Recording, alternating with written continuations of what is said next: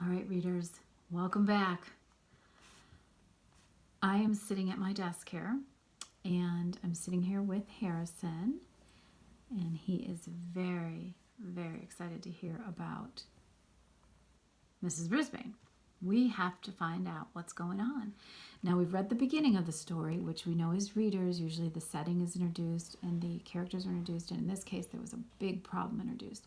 Now we're getting to the nitty-gritty part of the middle of the book, where we are figuring out how to solve this problem.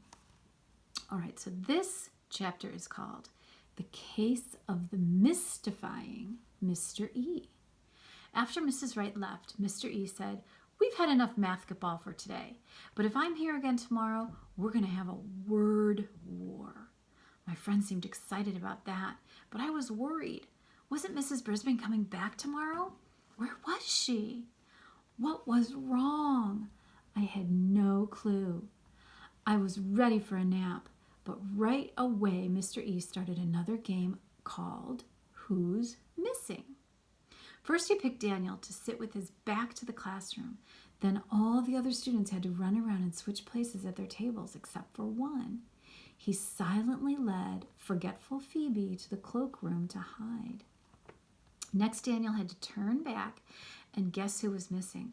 It was a lot harder than it sounds, but he guessed Phoebe on the third try, which was a good thing since Mr. E only gave him 3 tries.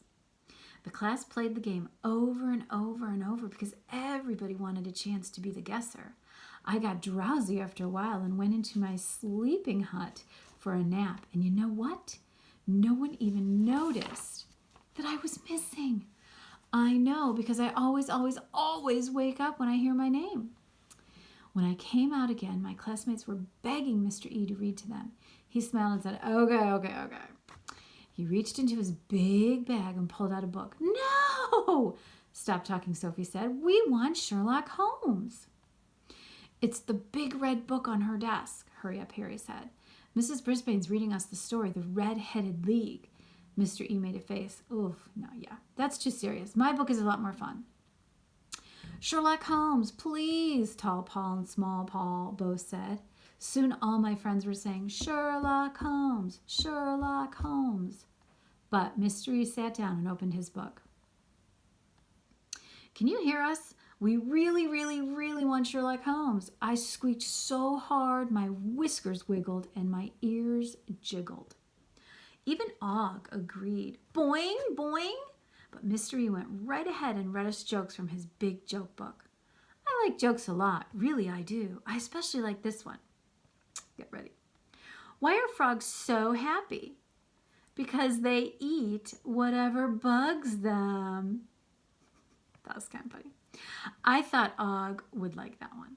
Mr. E's jokes were funny. At least in the beginning they were funny. Like this one. "Where do you put a sick insect?" "In an ambulance." Oh, my friends laughed hysterically. I chuckled too. But after a while I started worrying about Mrs. Brisbane again. Then I couldn't laugh at all. Finally, the laughter got quieter and quieter. Too Helpful Holly yawned and raised her hand. "Now can we please read from the Sherlock Holmes book?" she asked. "It's a mystery."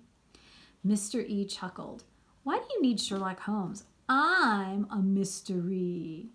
The mystery about Mr. E was this: when was he going to teach us something? Lunchtime came at last and the classroom was quiet again, which was a relief.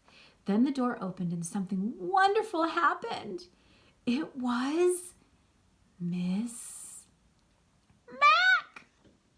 Miss Mac was a substitute teacher who bought me from Petorama, my first home, if you can call it that. She brought me to room 26 of Longfellow School. But later, Mrs. Brisbane came back and Miss Mac left and my heart was broken and blah, blah, blah. Now Miss Mac was a full-time teacher at Longfellow School, but she was in another classroom. Oh, of course, I love Mrs. Brisbane too. If I could have one wish come true, it would be that Miss Mac and Mrs. Brisbane could both be my teachers at the same time. "Hi, Miss Mac said. "I'm Morgan McNamara from first grade." Our substitute teacher shook her hand. "Oh, I'm Eddie Endonopoulos, but the children all call me Mr. E." Miss Mac smiled her big, beautiful smile. Oh, yeah, I'm sure they like that. I subbed for Mrs. Brisbane last year, and if you need anything, just ask. Have you found her lesson plans?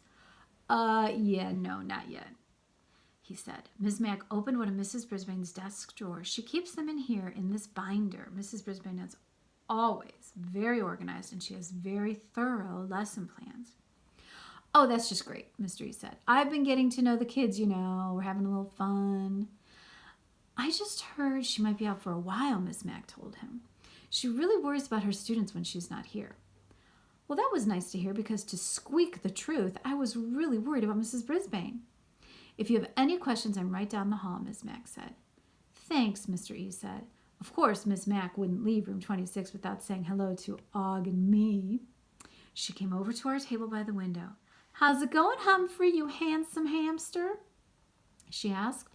No wonder I love Miss Mack.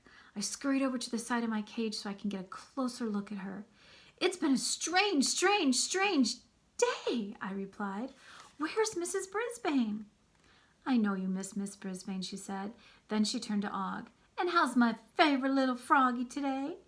Og leaped into the water and in the water side of the tank, and he splashed really loud, which made Ms. Mack laugh. I love to hear her laugh. Okay, guys, I've got to go eat, she said, turning back to Mr. E. Can I show you where the lunchroom is?